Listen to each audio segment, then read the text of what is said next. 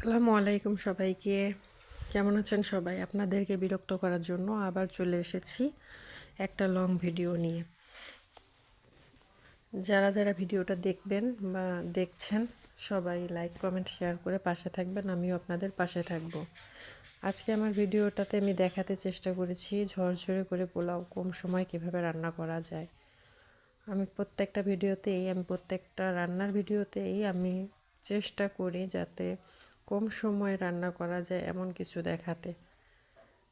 আচ্ছা, যাই হোক, আমি পোলাও রান্না করার জন্য চুলার উপর ক্যাসারোল দিয়ে সেটাকে গরম করে পরিমাণ মতো তেল দিয়ে পেঁয়াজ বেরেস্তা করে নিলাম।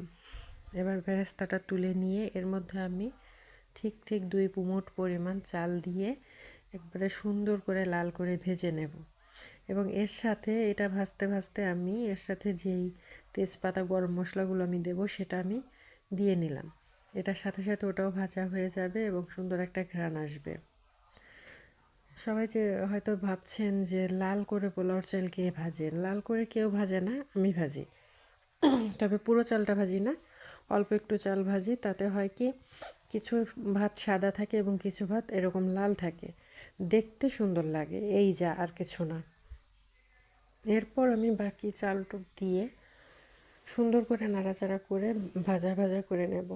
এবং এই চালটা ভাজতে ভাজতে এর ভেতরে অন্য যে মশলাগুলো আমার যাবে সেগুলো অ্যাড করে দেব।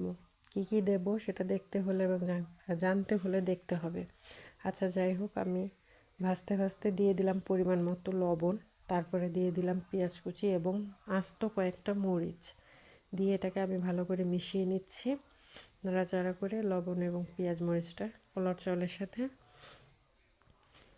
এরপর এখানে আমি দেব জিরার গুঁড়ো, সামান্য একটু আদা রসুন বাটা।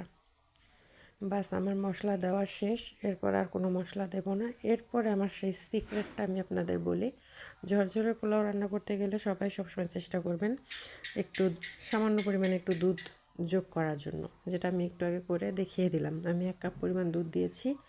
এবার আমি পরিমাণ মতো পানি দিয়ে সুন্দর করে নাড়াচাড়া করে ঢাকনা দিয়ে এটাকে বলক আসা পর্যন্ত অপেক্ষা করব।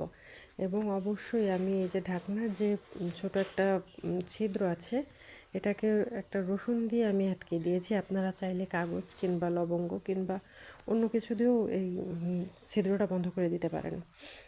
আচ্ছা, যাই হোক, তারপরে আমি জালটা মিডিয়ামে রেখে এরকম বলক আসা পর্যন্ত অপেক্ষা করেছি। যখন আমার জালটা এরকম বলক এসে গেছে তখন আমি চুলাটা অফ করে দিয়েছি। তার কিছুক্ষণ পরে আমি এসে ঢাকনাটা তুলে দেখছি আমার পোলাও ডান হয়ে গেল।